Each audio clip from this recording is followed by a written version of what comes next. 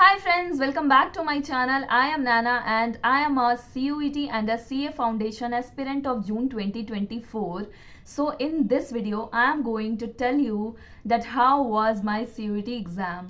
So इस video में पूरी डिटेल में बात करेंगे कि मेरे एग्ज़ाम्स कैसे गए और मैंने वहाँ पर कैसी कैसी एक्सपीरियंसेस की. So let's get into the video without wasting any time. 셋, 별.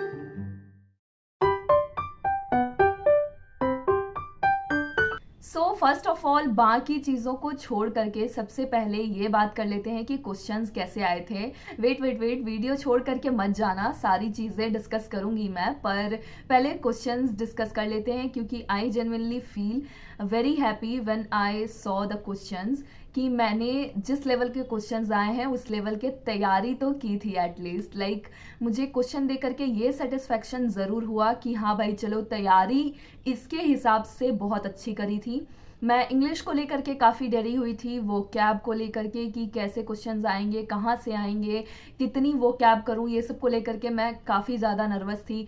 Accounts ये सब में थोड़ा कॉन्फिडेंस था पर फिर भी कहीं ना कहीं अंडर कॉन्फिडेंट तो फील कर ही रही थी क्योंकि CUET का एग्ज़ाम था, ना पैटर्न पता था ना ही कोई क्वेश्चंस के लिमिट थे. बट बाय द वे सब कुछ अच्छा रहा. क्वेश्चंस देख करके एक सुकून तो आया भाई कि जो भी हो, जो भी कॉलेज मिले ना मिले उसे आगे डिस्कस करते हैं, पर क्वेश्चंस देख करके ये सुकून ज़रूर आया कि हाँ भाई अच्छा है क्वेश्चन. आप कमेंट्स में बताओ कि आपके हिसाब से क्वेश्चंस कैसा था, इजी, मॉडरेट या हार्ड. ठीक है, अब नेक्स्ट बात करते हैं सिंगल सब्जेक्ट्स के कि कैसे कैसे मेरे एग्ज़ाम्स गए हैं. सो सबसे पहले बात करेंगे इंग्लिश की. सो इंग्लिश वाला दिन तो मोस्ट ऑफ द स्टूडेंट्स आप लोग जानते ही होंगे कि कितनी प्रॉब्लम्स हुई है. शायद मेरे से बहुत ज़्यादा प्रॉब्लम्स भी बहुत किसी ने देखी है, लाइक एडमिट कार्ड इश्यूज़ और सेंटर चेंज वाली issue. So I thank to God that मेरे साथ ये सब नहीं हुआ. मेरी एडमिट कार्ड भी मैंने पहले से प्रिंट करा ली थी, सेंटर भी मेरा फिक्स ही था. सो इसके लिए थैंक्स. बट मेरे साथ प्रॉब्लम ये हुई कि मेरे क्लास में वॉच नहीं थी जेन्युइनली, और मैं 2:15 के आसपास पहुंची क्लासरूम में और मैंने देखा कि वॉच नहीं है. अब वो आधा घंटा बचा है आपके पास तो आप ऑब्वियस है आप प्रोटेस्ट तो नहीं करने लग जाओगे. सो मैंने टीचर्स से ही, और भी वहाँ पर बच्चे लोग थे जो टाइम को लेकर के बहुत ज़्यादा कंसर्न दिखाई पड़ रहे थे.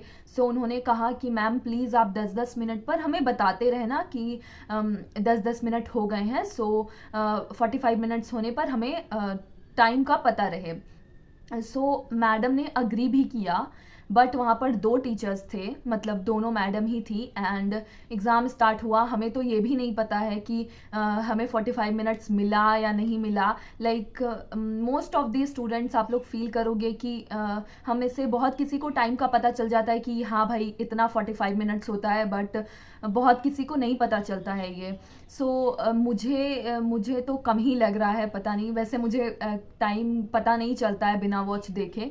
सो मैं इस पर नहीं बोलूँगी कि कम मिला या ज़्यादा मिला, बट हाँ जब आपके क्लास में वॉच नहीं है तो ये टीचर्स की आई थिंक कि रिस्पॉन्सिबिलिटी होती है. और जब बच्चे आपके पहले ही बोल चुके थे कि आप प्लीज़ 10-10 मिनट में बता देना, तो आई जेन्युइनली थिंक कि उनको बताना चाहिए था. सो वो लोग, हम लोग आराम से क्वेश्चंस कर रहे थे, लाइक कि चलो भाई 10 मिनट होगा ना तो मैम बता देगी. और पता नहीं कब टाइम पार हो गया और मैं इधर आगे के क्वेश्चंस कर रही थी. मुझे लगा कि मैं पैसेज के क्वेश्चंस थोड़े से बाद में करती हूँ. जब 17 मिनट बचा है तब एक बच्चे ने पूछा, तब मैडम ने बोला है कि सिर्फ 17 मिनट बचे हैं, और तब जा कर के मेरे चारों के चारों पैसेज बचे हुए थे. मुझे उस समय ऐसा लगा कि मैं क्विट कर देती हूँ, मुझसे कुछ भी नहीं होगा. उस सर्टेन पॉइंट ऑफ टाइम पर ऐसा लगा कि आपको पूरा क्वेश्चन पेपर आता हो, आपके पूरे लेवल का क्वेश्चन पेपर हो और आपके पास टाइम नहीं हो. आपको यहाँ विजुअलाइज भी आप नहीं कर पा रहे हो कि आपको कितना टाइम मिला है, आपको कितना टाइम मिलने वाला है, कुछ भी आपको नहीं पता है. तो फिर 4 पैसेज बचे थे, चारों के चारों. सो स्टार्ट किया जल्दी जल्दी. 2 पैसेज मुश्किल से कर पाई होंगी, उतने में ऑल ओवर टाइम हो गया था. तीसरा पैसेज का जैसे तैसे 1-2 क्वेश्चन किया, जो भी थोड़ा दिखा, जो वर्ड किया. तो मैक्सिमम मैंने 30 क्वेश्चंस किए होंगे. आगे के भी कुछ एक दो वो कैब नहीं आते थे, सो वो छोड़ ही दिया था। सो मैंने टोटल 30 क्वेश्चंस ही किए होंगे। सो ये थी मेरी प्रॉब्लम कि इंग्लिश में मेरे साथ ऐसा हुआ।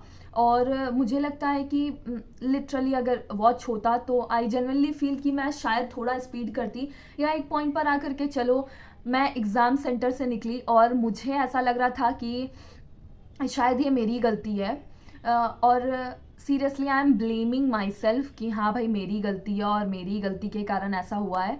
और कि मुझे टाइम देखना क्यों नहीं, मतलब मुझे टाइम का पता क्यों नहीं चला, मैंने स्पीड से क्यों नहीं किया।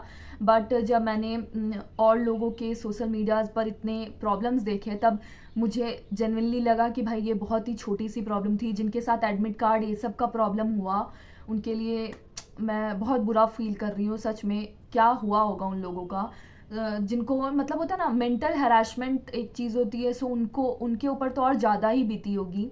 मेरे केस में तो ये फिर भी थोड़ा कम था।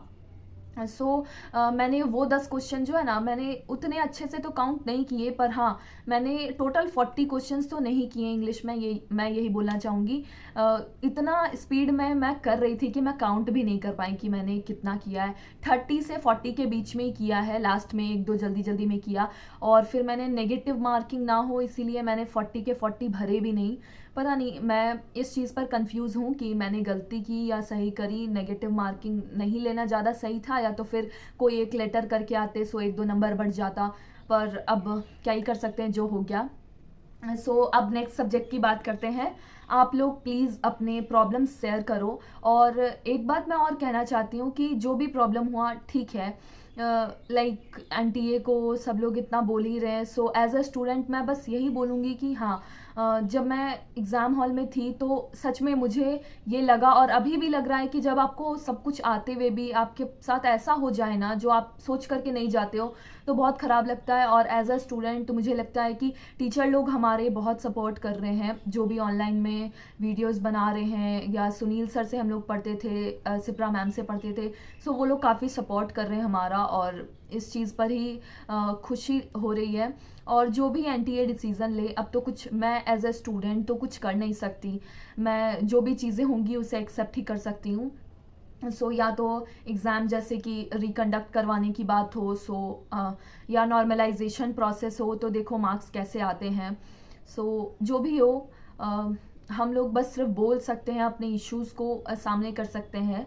वो हम कर रहे हैं, और एनटीए को ऑब्वियस है कि सुनना चाहिए। उसके बाद के जो एग्ज़ाम्स हुए मैं उसमें बिल्कुल भी नहीं बोलूँगी, जो मेरे साथ हुआ मैं वही बोल रही हूँ। सेकेंड, थर्ड और फोर्थ लाइक इकोनॉमिक्स, बीएसटी और अकाउंट्स के एग्ज़ाम में आए, मेरे साथ कोई प्रॉब्लम नहीं हुआ। हमें पूरे वॉच भी था क्लास में, पूरे जितने टाइम है, 1 घंटा इकोनॉमिक्स के लिए, 45 मिनट्स बीएसटी के लिए, फिर 1 घंटा अकाउंट्स के लिए, पूरे टाइम मिले।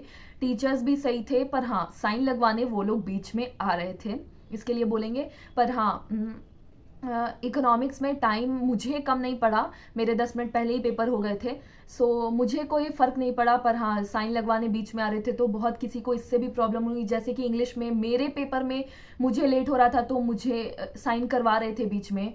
उसमें जिस तरह मुझे प्रॉब्लम हुई, आई थिंक कि बहुतों को हुई होगी जिनका पेपर छूट रहा होगा। इकोनॉमिक्स का पेपर मेरा अच्छा गया, लगभग क्वेश्चंस आते थे, 40 अटेम्प्ट किए हैं, और एक दो में भी रॉन्ग हो सकता है। उसके लिए अभी मैंने पेपर बिल्कुल भी मैच नहीं किया है, because I don't want to take that stress. क्योंकि इंग्लिश का नहीं होने के बाद मैं जेन्युइनली इतना लो फील कर रही थी, मुझे लग रहा था कि मुझसे कुछ नहीं हो पाएगा। बट जब इकोनॉमिक्स का पेपर अच्छा गया तो मुझे कॉन्फिडेंस आया कि नहीं, अकाउंट्स बीएसटी के लिए तैयारी करते हैं, अच्छा करते हैं। फिर अच्छा गया, अकाउंट्स बीएसटी भी अच्छा से टाइम भी मिला। अकाउंट्स का पेपर में भी करीब 10 क्वेश्चंस मुझे नहीं आते थे, वही क्वेश्चंस मैंने छोड़े भी, और 40 में से 40 अटेम्प्ट किया दोनों तीनों सब्जेक्ट में। ये तीनों सब्जेक्ट मेरे काफ़ी अच्छे गए हैं।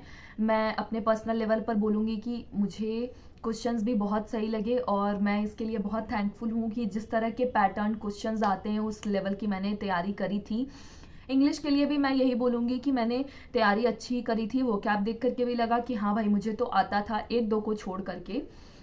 और फिर आई विल डेफिनेटली से कि जो डायरेक्ट इनडायरेक्ट पैसिव एक्टिव ये सब जो वॉइस पढ़ा था, नरेशन पढ़ा था, ये सब से क्वेश्चंस नहीं आए, तो थोड़ा लगा भाई कि जिस टॉपिक को आप पढ़ के गए हो उसके एक भी क्वेश्चंस नहीं आए।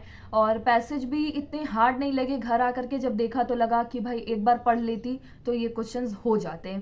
और खैर अब तो कुछ कर नहीं सकते, आप लोग अपने एक्सपीरियंसेस शेयर करो और मेरे मार्क्स आएंगे तो I will definitely let you know कि मेरे कैसे मार्क्स आए हैं। अब देखो आप लोग, नॉर्मलाइजेशन होता है क्या या कैसे कॉलेजेस अलॉट होते हैं।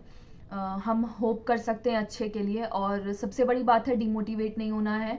मेरा जून में सीए का अटेम्प्ट है, सो मुझे उसके लिए बहुत फोकस से पढ़ाई करनी है। सो मैं बिल्कुल भी स्ट्रेस नहीं लेना चाहती हूँ कि ऐसा गया वैसा गया। एंड आई एम फीलिंग कि भाई मैंने अपना बेस्ट दिया है, अब जो हो सकता है देखा जाएगा।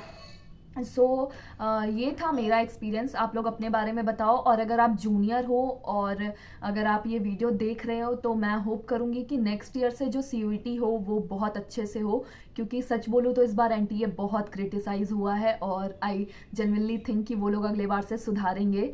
और चलो कोई नहीं, आप इस चैनल से जुड़े रहो और मैं क्लास 11-12 के लिए भी वीडियोस बनाने वाली हूँ। So make sure to share with your juniors and thanks for watching this video. और काफ़ी सारी वीडियो आने वाली है CA related, so don't forget to subscribe this channel. Bye bye.